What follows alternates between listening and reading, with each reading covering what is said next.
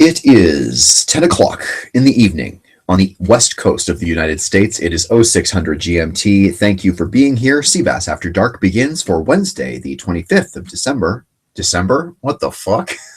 February 25th, 2015. Whoo! I really need to stop having, hashish before the show. We got a lot to talk about tonight, and it's actually going to be a really interesting show because I sort of got a story that tipped me into this new direction that I really am excited to talk about. Pranks. Not all pranks are funny. In fact, many pranks are not funny. We're going to talk about a convenience store here in not actually all that far from me in the large scale of the world, where a prankster tricked the employees of the convenience store to basically fucking destroy the store. It's a really amazing story and is a tribute to the gullibility of the human condition. We've got other stories in that sort of same realm. I'm going to watch a video of a guy on a public access TV show getting crank called. It's pretty goddamn funny because it's pretty goddamn relentless. Now, originally I thought, 5 minutes of this guy just getting annihilated the entire time by people calling into his talk show. Well, in this case, it was not that. It was sort of there's a couple of edits in the videotape, I'm trying to say. So it's not a continuous 5 minutes of him getting railroaded. Nonetheless, it's pretty GD funny. Also, there have been other sort of pranks. Prank callers to live television news. God, you gotta love that. I'm not taking calls tonight because I'm afraid people will actually take the subject and try to prank me, so I'm not going to take any phone calls at all. But we got a few of those really great TV blunders, pranks, mistakes, crank calls. Just kind of that's the theme for the program tonight. Also, a couple of news stories of interest. A sheriff in the Bay Area, where I used to call home, has now has won the okay of a cell phone tracker. If you're a drug dealer and you happen to be known as a drug dealer and you have a cell phone that is your phone number is known to be your number, then they can pretty much track you anywhere, anytime, whether or not you're on the phone. The Washington Post reports how unemployment warps your personality over time. I wonder if that's going to be true of me. I wonder if it's already true of me. And the naked woman in Florida who stops traffic and masturbates on top of a Lexus. It's unfreaking believable. The unspecified countdown is something new. I'm going to talk about this a little bit here. The unspecified countdown, we are now 2.5 weeks away from, it was roughly the St. Patrick's Day holiday I'm counting down toward, but basically the end of the month here and then the first 2 weeks of March is what we're counting down to, the middle of March, for no good reason except reasons that I am kind of keeping to myself. We'll update the next chapter in the Philip Perea, kind of a serious, this is the Eat Your Vegetables segment, but I think it's important to talk about, and frankly, it's a fascinating story to me. Anybody who's interested in the media, anybody who's against Fox News would like it. I don't like it for that reason, because I don't think it really casts any bad light on Fox News whatsoever. Not that they have any shortage of bad light cast upon them. Fox News is kind of known as I was going to say a shithole. That's not exactly fair. I know many people who work for local Fox affiliates who are great reporters and are honest and forthright and do good work. It's kind of all about the specific reporter. Now, when you talk about Fox News Channel on cable, that's different. When you're talking about MSNBC on cable, that's different compared to NBC News or local stations that are owned and operated by NBC or just affiliated. We've talked about the difference before. And also, let me see. I've got a whole list of things here, but I'm kind of interested in getting to the pranks. I just want to talk about the pranks. I don't want to tease anything more. Pranks, and my God, if this is not a excellent topic to talk about and something that's enormous fun. Prank call leads to heavy destruction of a Circle K store. This happened in the state of Arizona. Let me bring up the link here and share it with you because damned if it's just not. I'm sorry. It's just brilliant. It's a brilliant prank, and yet I would not want to be the ridiculous employees who got pranked because, holy mother of God, they got pranked. They got pranked bad and hard, and they got a lot of explaining to do as to how anyone could be this gullible. By the way, if you'd like to communicate with me during the show here, at Sebastian Kuntz on Twitter, that's how I'm going to let you do it. Or if you want to join in on the broadcast, the Google Hangout on Google+, plus.google.com/hangouts. Again, plus.google.com/hangouts. That's not the plus icon or keystroke. That is plus.google.com/hangouts. Or you should just be able to link to me on YouTube or on Google Plus here and see what's going on. All right. Let's get to the story.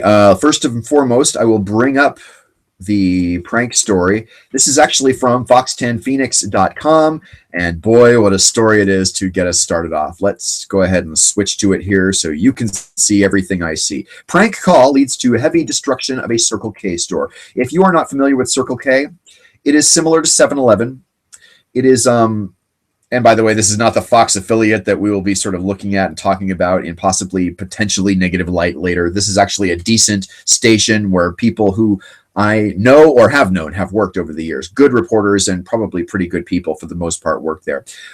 Should we watch the news story first? Will this play? That'd be great if we could just watch the news story. This is really funny. Okay, well, it's going to play an Amazon commercial first, I think. So let's look at the story itself and then see if we can talk about it for a minute while we wait for the commercial to go by. Windows broken, merchandise destroyed. A Circle K store was left so damaged it was forced to shut down. But not the work of vandals. These windows were broken and this merchandise was destroyed by store employees. How is that possible? It was a crank call. I believe the video is about to start here. Let's watch this. Windows broken, merchandise destroyed. A Circle K store left so badly damaged it was forced to close up. But this was not the work of any vandals. It was done by store employees who police say thought they were following instructions from a security company. You got that? All a prank call. They thought they were. A story that left business in ruins. Nicole Garcia live tonight with the story. This prank has been going on for a long time. I'm surprised somebody fell for it. So am I. Yeah, this kind of sounds like a scene out of a Jim Carrey movie, but it really did happen. Globe Police saying a joke went too far, and although some people might get a good laugh at the end of this story, police say the damage that was done, really no laughing matter. Yeah.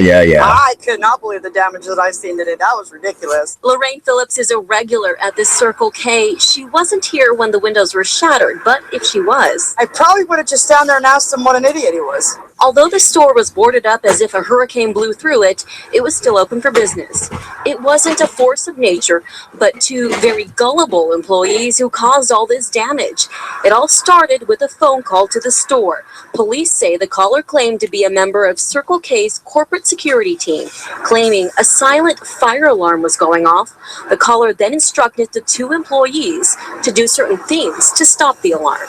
Apparently the first thing they asked them to do was discharge fire extinguishers inside the store, which apparently did not raise any alarms to the employees, and they did that even while there was customers inside the store like getting coffee and wondering what the heck they're doing discharging fire extinguishers. The caller then went on to tell the employees to throw the fire extinguishers through the windows, which they obviously did. Then the caller had more instructions. They finally gave them or advised the store employees to break the computer or smash the computer, which is when I guess they finally kind of, the light bulb went off that, hey, maybe this is a prank call, you know. So unfortunately it didn't, light bulb didn't go off any earlier than that for the store employees, and they caused a significant amount of damage to the store. Circle K employees told us they did not want us to run this story. Globe Police are investigating the prank call debacle. They say at this point, although the employees caused all this damage, officers could only shake their heads and wonder, what were they thinking? Or better yet, why weren't they thinking? You kind of want to hesitate before you start making gullibility be a crime. I think whoever did it should be ashamed of what they've done, and whoever made that call should pay for what they did. Yeah, sure. Hold your breath for Now, that. this all happened in the small town of Globe, which is about 80 miles east of the valley. We did reach out to Circle K officials, but they didn't call us back after we called them for comment on the story. So we don't know if those 2 store clerks still kept their jobs after all the damage that was caused. All right. Thank you, Nicole Garcia, KSAZ, Fox 10 News. And, of course, John Hook and Carrie Lake there at the beginning, the anchors who are funny, sort of not coincidence, but just sort of, the way life is. I actually was an intern at Channel 4 in Tucson, Arizona, when John Hook was the lead anchor in Tucson, Arizona, many, many, many moons ago. But yes, these people discharged the fire extinguishers. They then threw the fire extinguishers through the window. Meeting a junior mint, but you got to be kidding me. Like, what? They must have had some kind of very serious, what do I want to say? Like a very earnest tone. Yeah, this is Jim Phelps with the Circle K Security Division. We understand we have a silent fire alarm going off. We need you to go ahead and exercise immediate use of the fire extinguishers in your store. Go ahead and do it right now. Go ahead and do it right now. We have a fire alarm going off. This is a serious situation. All right, the fire extinguishers are empty. We can't use them anymore. All right. Well, we're still getting the fire alarm. What we need you to do is go ahead and throw the fire extinguisher through the windows, please. Go ahead. No, seriously, we need you to do that. The alarms are going off. We don't want to have to call the fire department. I don't even know what kind of what kind of gullibility is that? It's pretty mind-boggling. And seeing that story made me want to sort of go into a couple of other stories. Let's talk about news agencies getting pranked for a second. That news agency, Channel 10, KSAZ, Fox 10 in Phoenix, did not get pranked. That was actually a legit story. Let's talk about a station I used to hold near and dear to my heart. KTVU, Channel 2 in San Francisco. Now, you've heard me talk about affiliation versus ownership before. If you're new to the show, sometimes, almost always, a station on television, sometimes radio also, is affiliated with a network. That does not mean they are owned by that network. Fox 10 in Phoenix, I have to think for a second who owns. They may actually be owned by Fox Television. That is to say, owned by News Corp, which is the same corporation that owns Fox News Channel, the Dow Jones folks, the Wall Street Journal. The folks at News Corp own a whole lot of news and various outlets for it. In San Francisco, the Fox affiliate station was not owned by Fox. It was owned by Cox. And I don't know if that's the same Cox from Cox Communications, Cox Cable, if you live in a place where Cox provides cable service. I think it actually is. But Cox Television Stations was the owner of KTVU Channel 2 in San Francisco, actually technically Oakland, but broadcasting to San Francisco, until very recently. Very recently, Fox Television Stations, a subsidiary of News Corporation, the same people that own Fox News, Dow Jones, the Wall Street Journal, purchased from Cox the television station, KTVU. Now, those of you who are jaded will say, all TV news is the same, and that's kind of, that's bullshit. I know that to be bullshit. In truth, KTVU was the gold standard.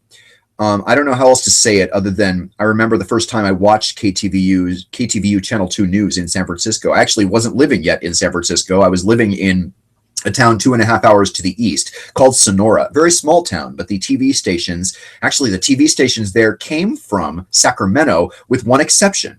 We got one San Francisco station. It was KTVU Channel 2. KTVU Channel 2 for decades was the gold standard of local news in the Bay Area.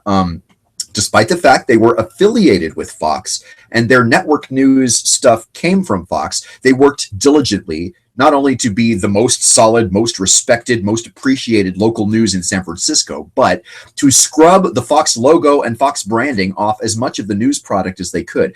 In the San Francisco Bay Area, obviously, a pretty liberal area, they don't want to be it did not in the past want to be affiliated with what we all know Fox News Channel to be, what we all know to a lesser extent, News Corporation to be. I should not have eaten that Junior Mint. It's killing me. But, and this is still before the Fox ownership days. This is still when they were owned by Cox, back when I was still working as a journalist in San Francisco, actually, on the radio, good old News Talk 910 in San Francisco. I still have many, many friends who still work there. But I remember watching the new news one day and seeing the clip I'm about to show you. Now, this was a plane crash, an aftermath of a plane crash. This was not live breaking news. This is a couple of days after a plane crash. Asiana Airlines from Asia. I'm not sure if it was China, Japan, Thailand, Vietnam. I'm not sure which Asian country is actually, sort of the base of it. I think it's China, but I actually don't think it's China. Anyway, it doesn't matter for the purposes of this. Somebody made some pretty bad jokes. Somebody punked Channel 2. Again, the gold standard, the most respected up until this point, local television news, not for weeks or months, for years and years and years. These are people tried and true. It is, you have to, you'll sooner be able to get a Golden Globe or an Oscar role in a movie than you will to be able to work at Channel 2. Channel 2 is so freaking solid and spectacular and even and fair and smart and not dumbed down. I can't say enough things about what Channel 2 used to be in San Francisco until this day. We're going to watch this clip now. And like I say, somebody punked a producer. Part of the problem with this was that it was really, really easy for the producer to just take the names off of whatever information they had and insert it directly into the graphic, which would then appear on the air. In other words, I'm trying to say this eliminated some editorial eyes.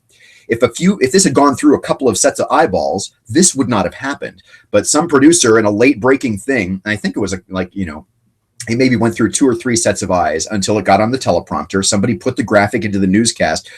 You're going to die laughing. It's not funny in a way because a few people died. A few young ladies, a few young women died in this plane crash. Many people sort of were injured. It was a very scary situation. A plane crash at San Francisco International Airport is not a small thing.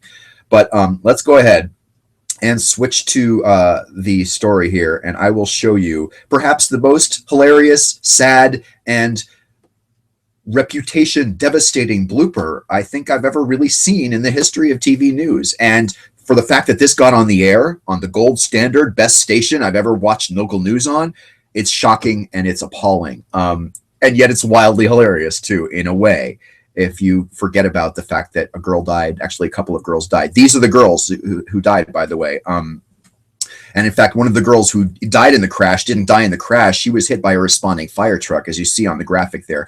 Let's listen to Tori Campbell, the anchor person, who should have known better when she read this on the news. Trying to determine the cause of death and whether she was already dead when the truck hit her. We have new information now also on the plane crash. KTVU has just learned the names of the 4 pilots who were on board the flight. They are Captain Sum Ting Wong, Wee Tu Lo, Ho Lee Fook, and Bang Ding Ao. The NTSB has confirmed these are the names of the pilots on board Flight 214 when it crashed. We are working to determine... Tori should have known better. Tori ended up not being on the news for several days after that because she did not sort of stop herself and go, we must have a technical problem. We're going to take that graphic down and confirm this information. That's what I would have done if it had been me on the news. Look at those names again. Captain Sum Ting Wong. Wee Tu Lo. In an airplane crash, Wee Tu Lo. Holy Fook. She said Fook. I think we all know what it's supposed to be. It's supposed to be holy fuck. And Bang Ding Ao. Now, that's funny in a racist way. It's funny in a way that's disrespectful to the victims of Asiana Flight 214. But it is...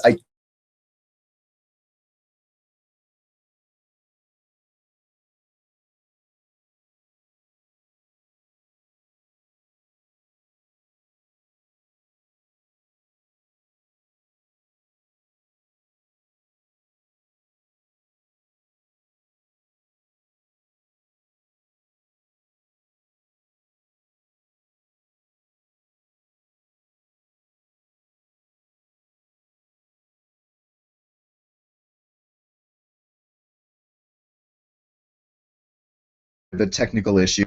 Please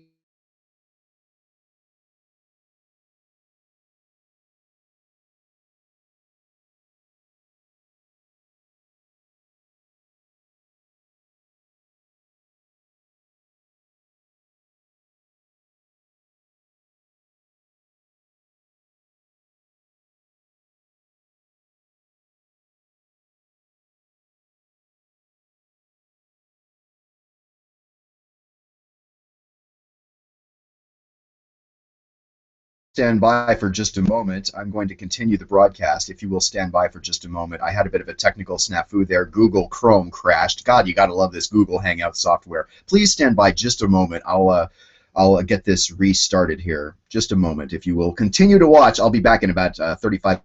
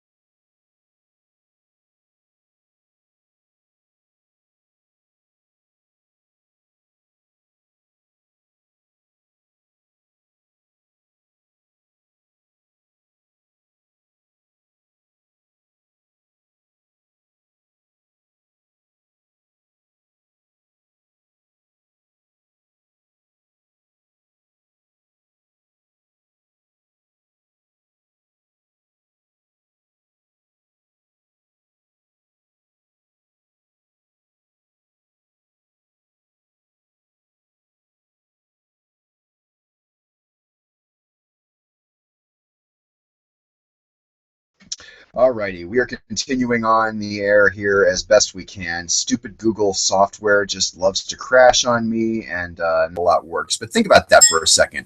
If you are just tuning in for whatever reason, then it's pretty astounding that something like that would occur.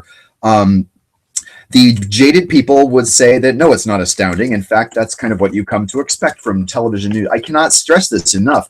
That is like way out of character for this station, to the point where obviously a couple of younger people were fired. I believe the senior producer of that newscast, where we just watched the clip of the so-called pilot names of the Asiana Airlines crash, were put on the air. Somebody was faxed in a joke or sent in an email this joke, and did it with a straight face, the way The Onion does it, or the way any kind of comedy can do it. And it's really sad that got on the air. It is also wildly hilarious in a way. It's sad that the girls died, and it's a shame, because this was a station known for journalistic excellence in the most true way, and now all that is out the window. Let's shift gears a little bit. There's a couple of other sort of really funny. Let's look at this for a minute. We're going to take a couple of minutes and look at the 1990 New York City public access TV host. His name is Ken Sander. He asked his viewers if New Yorkers should carry handguns. The lines are lighting up, you'll hear him say. It goes downhill from here. You got to love the sort of VHS quality of this. As I said, it's not 5 minutes continuous. There's a couple of edits in there, but the prank callers were relentless, and it is sort of the I don't know. This is why you watched cable access in the olden days, the 80s and 90s, because holy crap, cable access was so bad. It was delicious. It's sort of the reason I used to watch infomercials, because it was horrifyingly bad, to the point where it was like a miracle that was even on television in any kind of serious context. Let me switch to it here, and we'll watch Should New Yorkers Have Handguns, starring Ken Sander here. Hi, welcome to Speak Out. My name is Ken Sander. It's about 5 minutes long. Tonight's issue is, should New Yorkers carry handguns, or should they be allowed to have handguns? The number is 475-1550, and you can call in and we can talk about it. Lines are lighting up. I guess it's a good subject. Hi, you're on the air. Hey, Ken, how you doing? Okay, how are you? Fine. I think it's a very good topic for today. First of all, on occasion, I've been in the city now for about 20 years. Right. On several occasions, I've been held up, mugged. I had coats taken from me, you name it, my watch. But however, I think if you carry a piece or you're carrying a gun, I think you're only adding to the situation.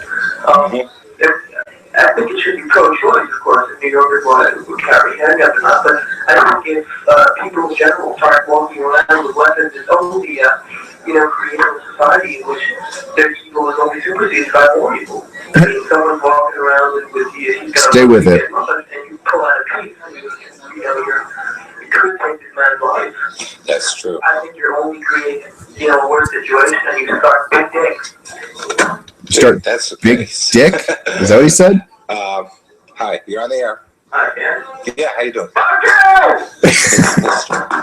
Hi, that it's just. Fuck you.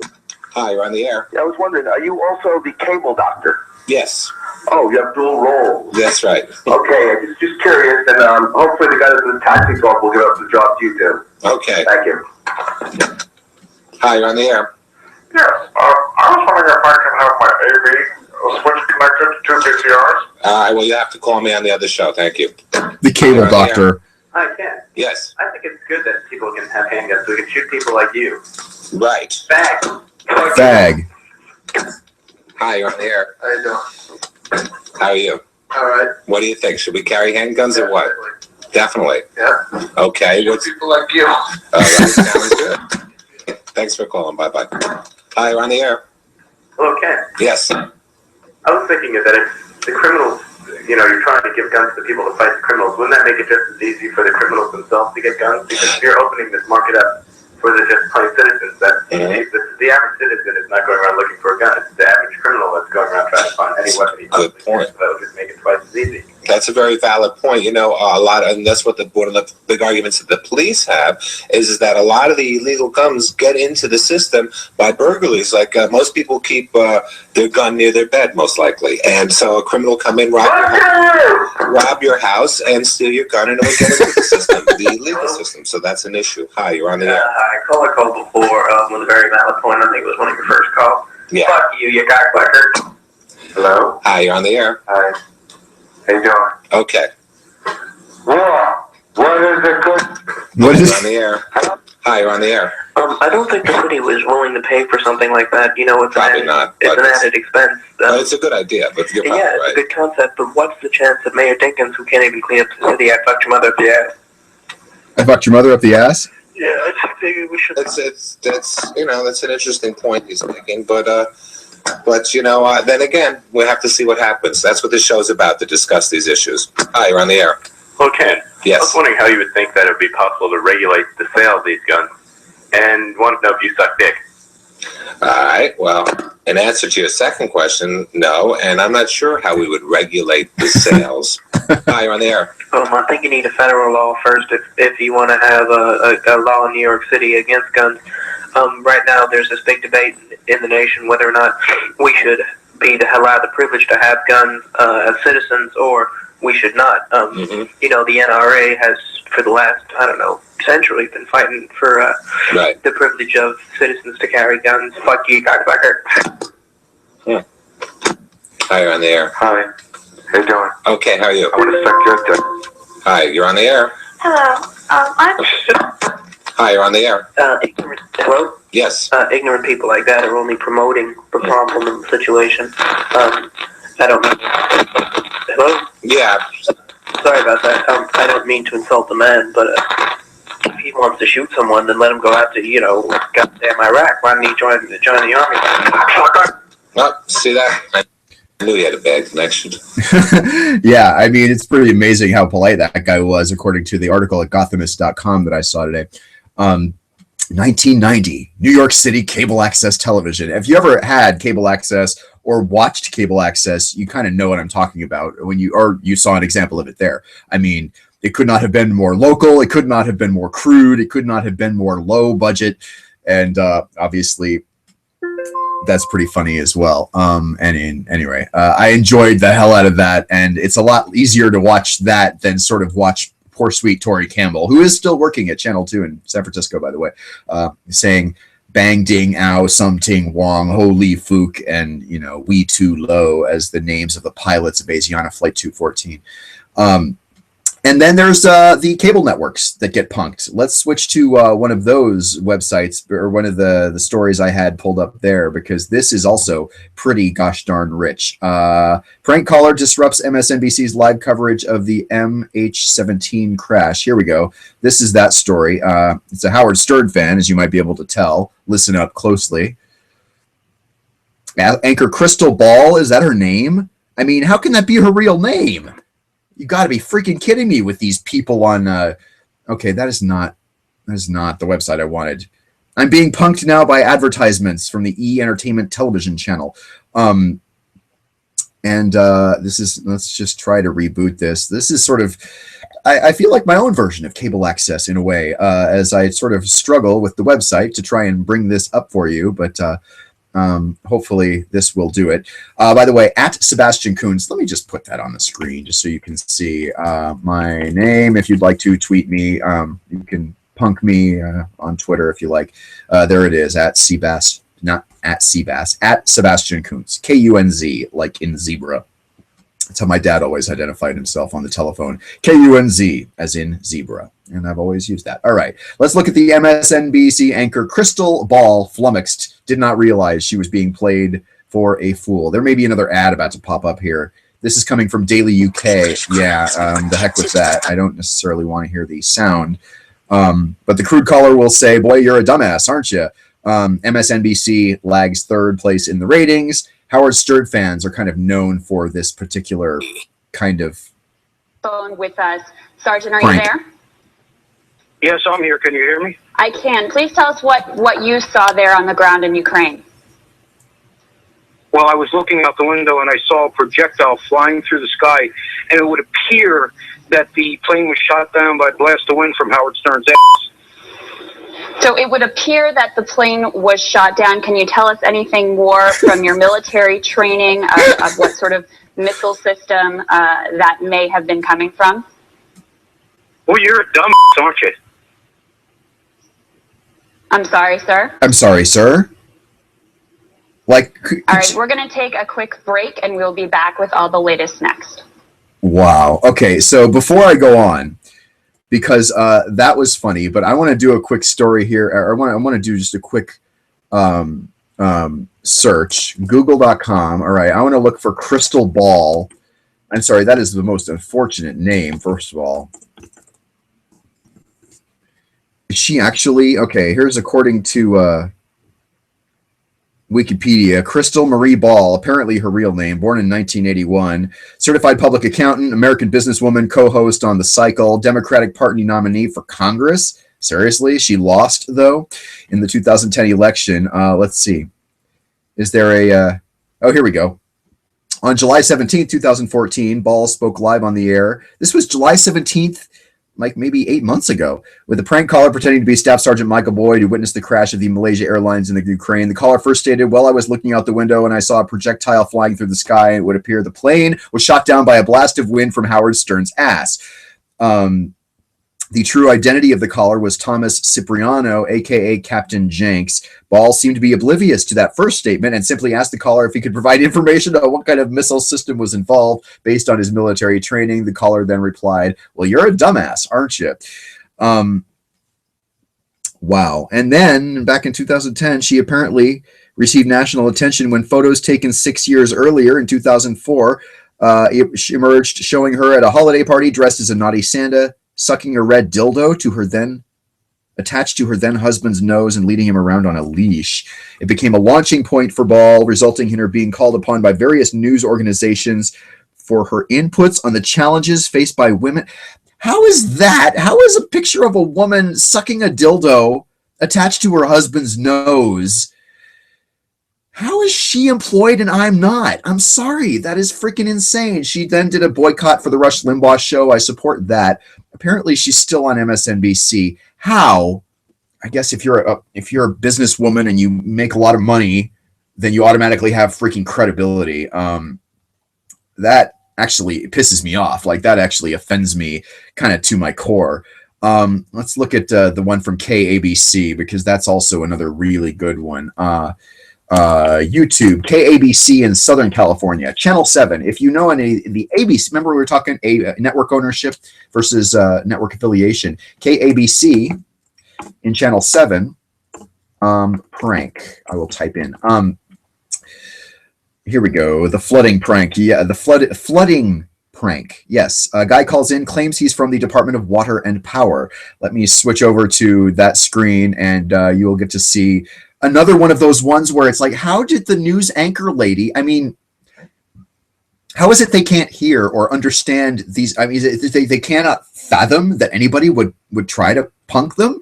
Like, they don't even get the phone number of the caller and call them back as a sort of way of, You know what I'm saying? That would sort of eliminate a fair chunk of these, I bet, because then you'd have the person's number and could go after them. I don't know if it's against the law to punk a TV station in this way, but at least you'd have their number. Like, I mean, you could do something. Here we go. UCLA flooded. ABC 7 gets pranked. I want to try and pull up the best one for you here. No, that's not the best one because that's a filmed TV screen. This is the one where it's actually off the signal. It certainly is. Right. No, it's not. Holy crap. Hold on. Hold the phone here. There's one that's actually off. We do have all right, whatever. DWP spokesperson now on the phone. Louis Slungpew. I hope I pronounced Louis Slungpew. Oh, wait. Hold on. Now I see that the camera is still on me. You got to be kidding me. This Google software is like the worst thing ever. Please forgive me. I'm trying to be professional as possible, but I feel like my own cable access goddamn show up in here. All right, let's do this again. What can you tell us about this? Or is it something you've ever seen before like this? It appears that we have a water main that broke, and the apparent cause of the water main that broke was, it's coming into us from our troops on the ground. Basically, that a couple of college students might have sent down a cherry bomb down the toilet. What? Oh. Can you say that again? You think somebody sent a cherry bomb down the toilet? Yeah, we try to put on seminars, yearly, explaining how dangerous it is to send any kind of explosives down a plumbing drain. But that's what it's coming back to us. We had a pressure break around sunset, and the cherry bomb must have popped through the top of the pipe and just blew the bottom right out of it. Well, is this something that happens because of the UCLA campus and kids playing around, or is it the high school campus, or do you know the source? Right now, we're still on the investigation phase. It just seems that the break might have come somewhere around the Park Pavilion area, one of the locker rooms. It was either a cherry bomb or someone took a really large dump, That is an incredible. So, are you 100% sure about that? Is that? It's a fake call. It's a fake call. I'm sorry about that. We hope to get him back. Oh, we lost him. We'll try to get him back as soon as possible. Yeah, I bet you'll try to get him back. I'm fascinated by a couple of things in many of these cases. The case we saw prior to that, the one on MSNBC by Crystal Ball. Ooh, I'm looking into my crystal ball. Yeah, she never gets that. The people on KABC who were punked there. I don't know much about KABC. I mean, they're kind of the O&O, if you will, in Los Angeles, so they're supposed to be reputable. But, man, they got played like a ukulele, and it was just sad, sad, sad. But I think it's funny. I think that, TV stations that take themselves very seriously kind of need a kick in their complacency. They need to be kind of, reminded that you got to be careful. You don't even, especially in a breaking news situation, if it's serious. Now, doesn't look like anybody died in that flooding situation at UCLA, as opposed to the station, or the KTVU one I showed you at first on Channel 2, which, where at least 2 people did die. It's funny and it's stupid, and there's a whole lot to love about it. And at the same time, how are these people working and how am I not employed? Like, you know what? I never made a mistake like that. But, redemption, forgiveness, we got to be redemptive and forgiving and all of this stuff. Meanwhile, I'm sitting here twiddling my thumbs, waiting for some station to pick me up as the journalist I know myself to be. Send me a tweet, Sebastian Kuntz, if you want to get in on this. Let's switch gears entirely. I have many more pranks we could show you, but I kind of want to switch gears a little bit. There is a news story, and let's see here. Sorry, I'm plugging my computer in because I want to make sure I do not run out of power for you, my viewers. But let's go to the story where a woman in Florida was naked. You gotta love that. Oh, I've got you hooked now. Florida, naked woman. And let's just hit the news. Here we go. All right. Huffington Post, we could do it. It's on dailymail.uk. It's on just about all the it's on all the good stories. The Bro Bible, Inquisitor.com. Let's just look at HuffPo because HuffPo is kind of the most, I guess, reputable of all the websites that I just rattled off there.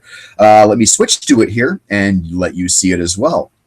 Naked woman stops traffic and masturbates on a Lexus. No bullshit. Here we go. I guess in front of a car. I thought it was on top of a car. A nude Florida woman who cops say was on heavy drugs Sunday night. This is the date on this is 2/18, so it's about a week ago, might have been 2 weeks ago by now.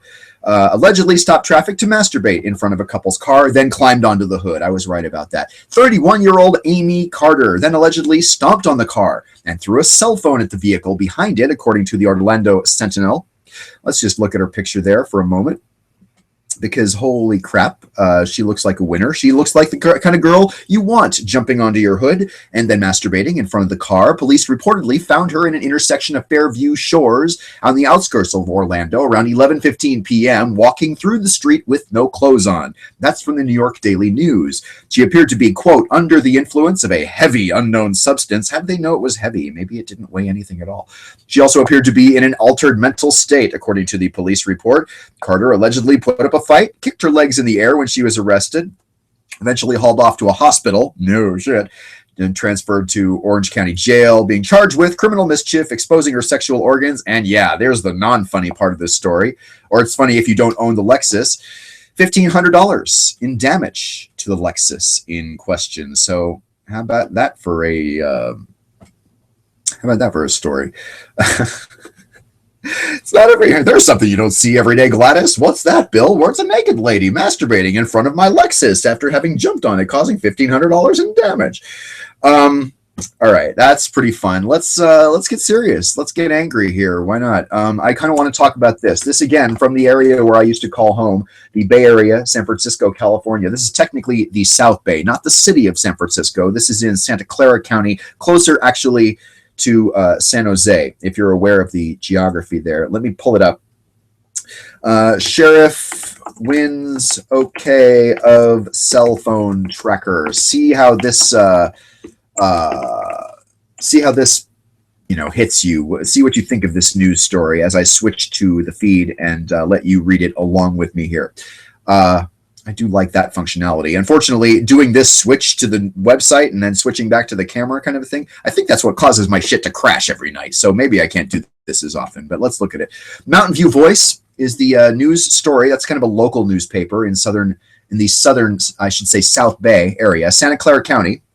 A sheriff clashed with a member of the Santa Clara County Board of Supervisors Tuesday. This is today's date, February 25th. So this was just yesterday when this clash happened between the sheriff and the supervisor in Santa Clara County. The board approved a purchase of a controversial mobile phone tracking device. The board, I'm a professional broadcaster, at least I used to be. The board voted 4-1 for a motion to draw on a state grant to buy the mobile phone triangulation system, but it cannot become operational until 2 board employees hold hearings and develop a policy for how the sheriff's office may use it. What could possibly go wrong there? Sheriff Lori Smith testified before the board in favor of the $500,000 system for mobile phone triangulation. It will assist deputies in pinpointing a cellular phone held by people such as wanted criminals, suspects, or children and adults at risk. All right, well, they're going to try and use the children at risk, adults who are maybe not autistic. I was going to say adults with Alzheimer's or something like that, who are at risk. But basically, they want it so they can chase suspects and wanted criminals. In the case of criminals, the system known as Hailstorm, manufactured by a Florida-based company called Harris Corporation, would be used to locate the phones of a person only after a warrant is issued by a judge, sure, and within 3 days in case it had to be used in an emergency. The sheriff's office discussed the system with the county's anti-terrorism approval authority. Of course they did. Of course they're saying it's an anti-terrorism thing. Approving its funding from a state grant in 2013, further sessions on it in 2014, and 2 different months in 2014. The board itself in January approved the grant funding from the State Homeland Security Grant Program, but a supervisor, Joe Simidian, I've interviewed that guy, who's been outspoken on privacy issues, complained supervisors never had a full discussion about a proposed mobile phone triangulation tracking device. I don't want to sound like we're arguing, Smith said, Lori Smith, the sheriff. We are arguing, Sheriff, Simidian replied. I like that guy. Under questioning from Simidian, Smith admitted her office only had a draft policy on how it intended to use the Harris device and that she did not really know how it worked. Seems like that would be important information. Smith told Simidian she felt as though he was questioning her as a lawyer would question a witness. Well, I'm sorry, Sheriff, you deserve to be questioned over this. Simidian said from what he had read about the Harris triangulation system, it mimics a cell tower to locate individuals, and said he feared it potentially could compromise public privacy and the rights of citizens to due process of the law. Kind of think due process has already, had its swan song. I don't think we really have privacy. We certainly don't have the right to privacy that everybody thinks we have expressly codified in the law, because it's not. Especially, it's sort of suggested. I think some people have tried to sort of, fight for it, but especially by those, I like this line, who act irresponsibly within law enforcement. That never happens, right? Right? Yeah, no law enforcement people ever act in a way unseeming or unbecoming or illegal or questionable. No, all cops are good, right? All cops are perfectly fine. No. As I've said on this very show, there was a radio show where there were 4 cops who were anonymous and their agencies were anonymous, and I was listening to them be interviewed, and the question came up, how many cops in your estimation should not be working as a police officer? 20 to 25% was the consensus number. So I'm sorry. I kind of believe those police officers who are anonymous on the radio saying there are a fifth to a fourth, 20 to 25% of the police officers working in police officering today, law enforcement today, who should not be cops. There are always a few bad apples, Simidian said. Good for you, Joe. The sheriff's office had not yet prepared a policy on the use of the Harris system, did not put it up to enough scrutiny within the board or the community, and held only a 30-minute long public forum on it only last Friday. Are we mindful of the public's due process rights? The answer is not by a long shot, he said. Simidian offered a motion to send the proposed procurement of the system back to staff, but it was defeated for lack of a second. God damn that Santa Clara County Board of Supervisors. We all think we need this for public safety and, at-risk people.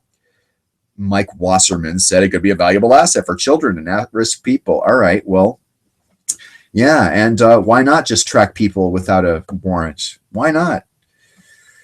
We got this $500,000 system. What, are we not supposed to use our $500,000 system that we spent all this anti-terrorism money on?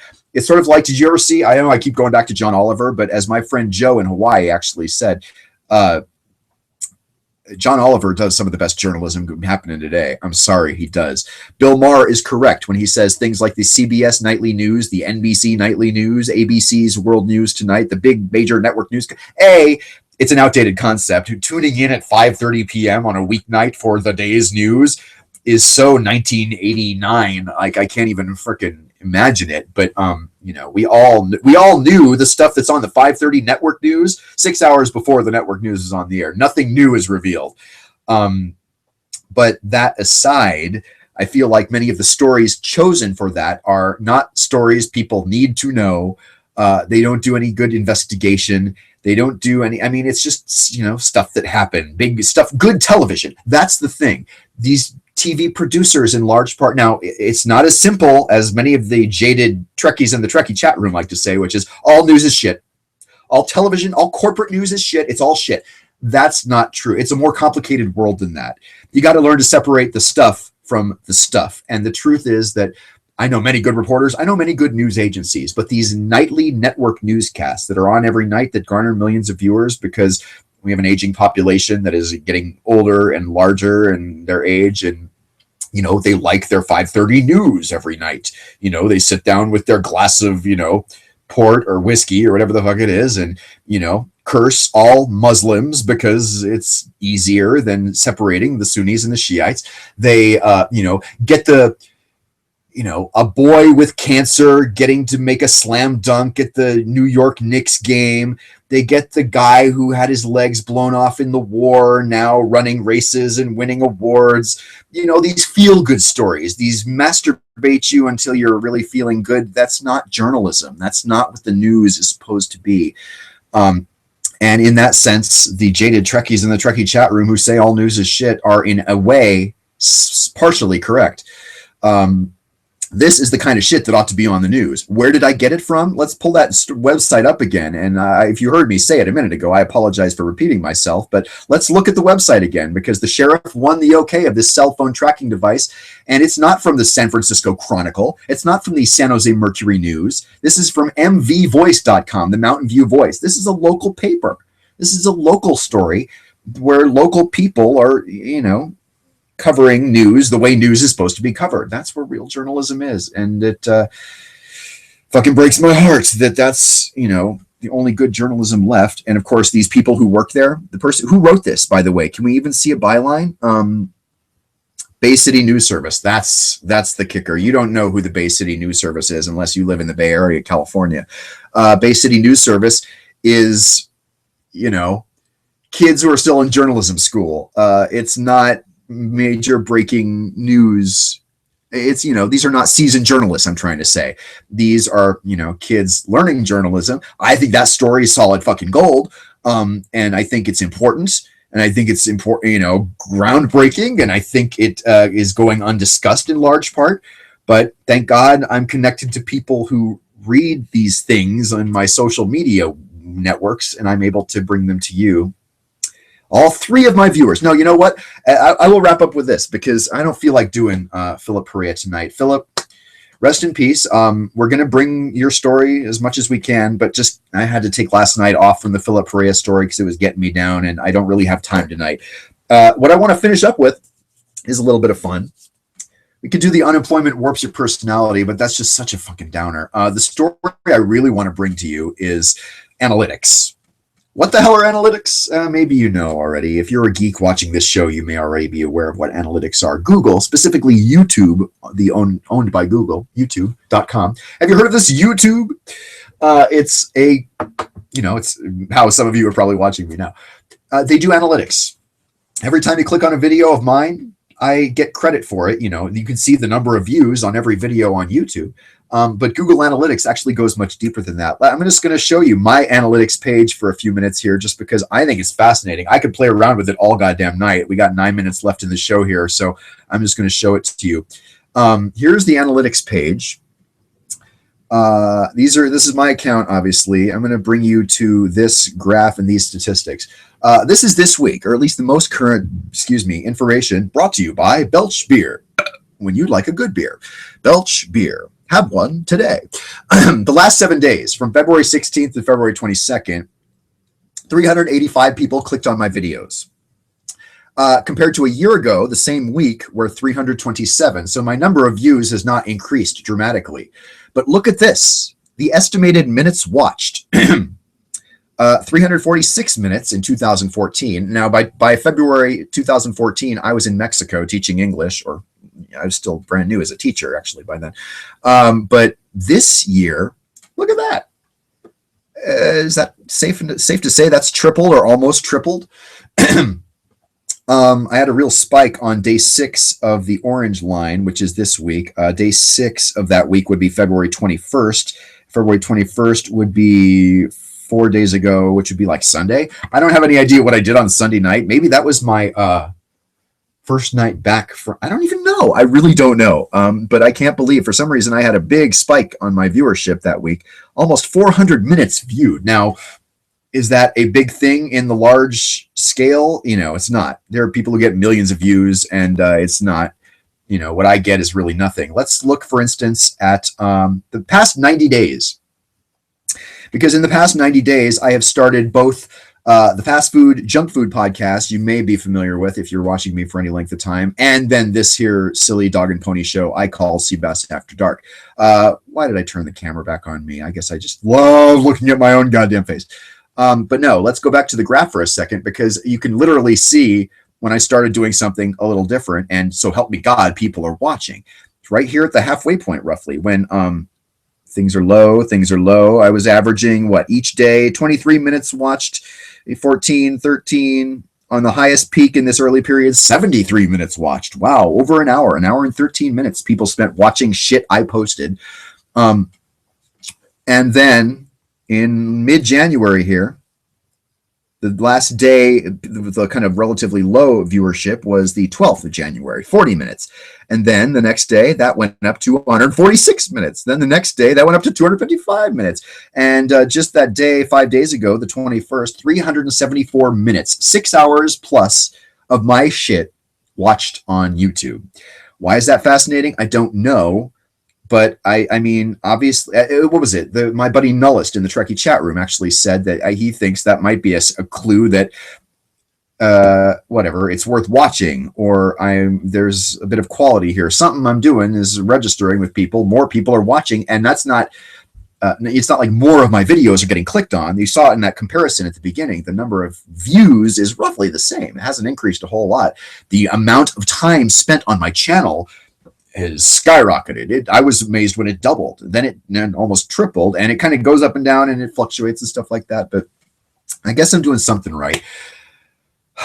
I'm not employed by a news media outlet. Some of you think that's a good thing. The people who hate me obviously think that's a good thing. My enemies love that I'm not working in a news media function right now. People who love me know that it is killing me every minute I'm not doing the news in one form or another. And those of you who know me at all are understanding that this is the reason why I'm doing this show at all, is because I got something to say. I got more to do, and my work is not done yet. All right. Well, gosh, I guess I could spend 5 more minutes doing something. Can we do more prank callers? I really like the prank caller thing. Let's do a little bit more prankage. Let's just type in on YouTube, Fox News live prank. I don't know. Is there anything that comes up there? I like seeing Fox News get punked among anything else. Better than anything else. Let's see. Funny pranks, Fox News on live TV, Mitt Romney supporter. You know what? I haven't researched it. I don't know what it is. Let's just see. Let's take a stab and see if it's any The good. unemployment rate for that age group, the young people, You switch to is it. double that of the national average, leaving many voters under the age of 24 living at home with mom and dad. So will that swing former Obama supporters, the young people, to the Romney-Ryan ticket? Joining me now is a recent college grad, Max Rice. He voted for President Obama. Sure. Now he's unemployed and just moved out of his parents' home. Good morning to you, Max. Hello, Miss USA. It's an honor. Miss America. I wish I could see you. But close enough. Miss America. Miss Universe in my book. Oh, okay. Well, thank you very much. Now tell me Oh, your story. Gretchen, you're such a believed tool. in the hope and change of President Obama, and so you voted for him. And tell me about the next 3.5 years. I was a huge Obama supporter in 2008. I met him in 3rd grade. Met him when I was little. What is this? What is this guy? And why now are you supporting Mitt Romney? What's your question? Why now are you supporting Mitt Romney? Why am I supporting Mitt Romney? It's actually a funny story. I lost a basketball game to a friend of mine, Alex Dern, who's a huge supporter of this show. Okay, so it sounds like you're not being very serious. I'm also disappointed in the direction that Obama's taking this nation. But yeah, I will be casting my ballot for Mitt Romney. Okay. Is this a So frat that you had to stunt? go Like back and live with your parents after you graduated from college? a hazing thing, or? Oh yeah, after I went to college for a bit, I had to go back and live with my parents this summer. I'm back on my own. Independent, I'm on national TV. I feel like I'm doing good. It's an honor. Okay. Well, are you being serious about this interview or not? Yeah. Yeah. Okay. Okay. I can't see your face right now. This is so weird. All right. Well, actually, we're going to wrap this up now because I'm not so sure that you're actually Oh, we are? totally serious about. I'm not even. Wait. Why not? Yeah, I'm not sure that you're ready for prime time yet with this interview. I'm not ready for prime time. Wait, I've been. All right. We're going to give Max another chance, maybe when he's ready to do the interview. In the meantime, coming up on Fox and Friends. Wow, that was pretty priceless. I did enjoy that. That was very, very fun. Oh God, why not? Why? What could possibly go wrong? Putting a frat boy like that on TV, I don't even know. All right. Sorry for the technical difficulties. The first 10 minutes of the show, as always, had them last night. Hopefully, we'll get back. I mean, I went through this for the first 2 weeks, and nothing bad happened. Have I been doing this that long already? Couple of weeks, coming out here every night to bring you the news, and goddamn if it's not something. I'm doing something right according to the Google Analytics. I don't know if this is interesting or not, but you guys are there watching, and I'm thankful for that. If you want to send me a message, this is the Twitter account at Sebastian Kuntz. You can send me a message on Google. You can send me an email, cbaskuntz@gmail.com. You can just find me on Facebook, whatever. And you can join me in 23 hours and 2 minutes from right now for more CBAS After Dark. Make it a great Wednesday evening. Make it a great Thursday, and we'll talk to you then. Have a great night on your particular entertainment venues. This is cBas After Dark.